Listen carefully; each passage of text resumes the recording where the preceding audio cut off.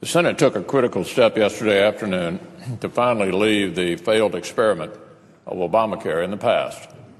It marks an important moment for our country. It signals a positive development for the countless Americans who continue to suffer under Obamacare's skyrocketing costs and diminishing options. Now we have to keep working hard. We're determined to do everything we can to succeed. We know our constituents are counting on us. We'll work through an open amendment process. I know members in both parties have health care ideas they'd like to offer.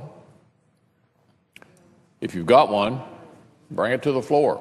Ultimately, we want to get legislation to finally end the failed Obamacare status quo through Congress and to the President's desk for his signature. This certainly won't be easy. Hardly anything in this process has been. But we know that moving beyond the failures of Obamacare is the right thing to do. We've put a lot of hard work already into this.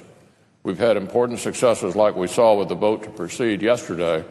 We have to keep up the work now so we can get this done.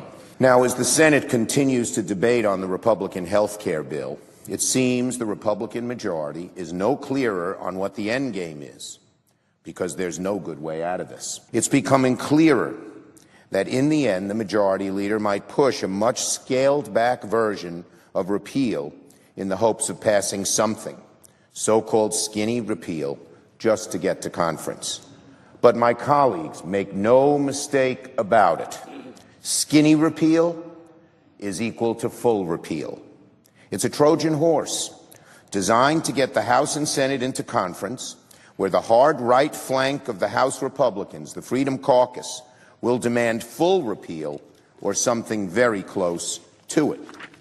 They'll demand all the things: deep cuts to Medicaid, generous tax breaks for the wealthy, elimination of pre-existing conditions, slashing the kinds of things that people need for nursing homes and opioid treatment and disabled kids, that many of my Republican colleagues here in the Senate have very sincerely tried to undo. It is clear that House and Senate Republicans are miles apart. They are divided on major issues, on Medicaid, tax breaks, pre-existing conditions. The differences between House Republicans and Senate Republicans are virtually irreconcilable. So what is the point of a conference? You can imagine a conference that turns into an endless game of hot potato. The Republican leader in the Senate passing the potato to the House.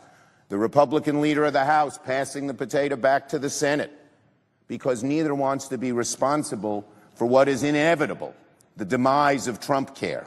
Mr. President, I would say to my Republican colleagues, when you find yourself in a hole, the first rule is stop digging. By continuing this process, trying to send something, anything, to conference with the House, Republicans are just digging a deeper and deeper hole for themselves and for this body.